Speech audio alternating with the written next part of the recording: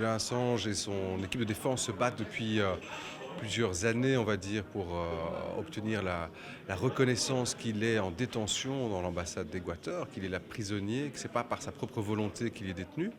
On a obtenu cette décision du groupe de travail des Nations Unies qui a admis ça, et puis il y a eu une volée de bois vert à la fois du Royaume-Uni et de la Suède en disant cette décision est ridicule, mais on se rend compte que le monde académique et je dirais, les professeurs de droit international soutiennent la position du groupe de travail et critiquent violemment le Royaume-Uni et la Suède pour leur position.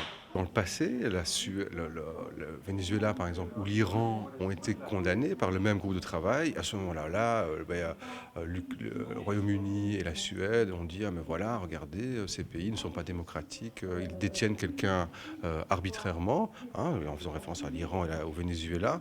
Et ici, quand c'est le Royaume-Uni et la Suède qui sont condamnés par le même groupe de travail, ils disent « Ah ben non, finalement, leur décision n'est pas obligatoire parce que ça les concerne eux. » C'est ça qui est un peu un deux poids deux mesures, hein, quand ça concerne des pays comme l'Iran et le Venezuela, le Royaume-Uni et la Suède sont les premiers à dire il faut respecter la décision, mais quand ça les concerne eux, ils disent ah non, c'est pas obligatoire. Mais s'il sort de l'ambassade, il est immédiatement arrêté.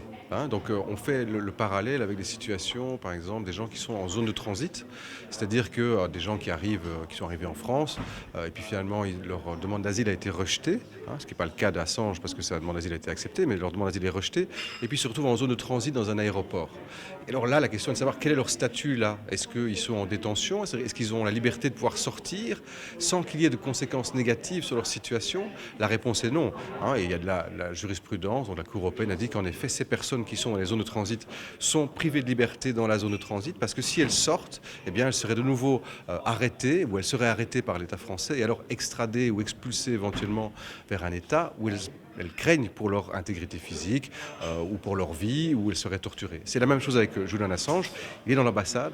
S'il sort, il est directement arrêté et sans doute transféré vers la Suède. Et là, il craint que la Suède, comme elle en a eu l'habitude dans le passé, l'extrade sans procès vers les États-Unis, où là, il risque alors la prison à vie, voire la peine de mort a été évoquée, ou en tout cas des peines de prison très très élevées, simplement pour avoir révélé des violations graves des droits de l'homme réalisées par les États-Unis.